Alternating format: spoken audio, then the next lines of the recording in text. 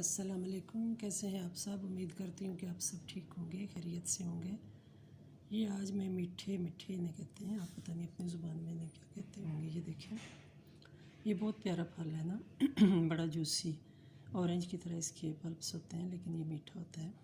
और आजकल चूँकि बुखार की बीमारी बहुत है, यानी बुखार और इस तरह का ना जिस्म टूटना, मलेरिया वगैरह, तो उसके लिए ये बहुत अच्छी है। हुक्मा भी बताते हैं, लेकिन मैंने इसको यूज़ की है। और ये जो होता है ना अर्थराइटिस या टांगें आपकी खिंच जाती हैं, इस तरह की जो बीमारियां आपकी होती हैं, तो मैंने ऐसे आजमाइश के तौर पे एक दिन इसे सुबह सुबह चूस लिए 2-3, और अल्हम्दुलिल्लाह मुझे बहुत इससे फ़ायदा हुआ।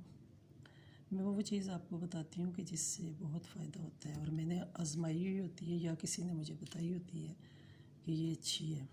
तो ये इतने महंगे भी नहीं है, 180 पर डज़न या इस तरह है ये। लेकिन ये देखें कितने माशाल्लाह फ़्रेश ऐसे जैसे अभी किसी नए नए दरख्त से तोड़े।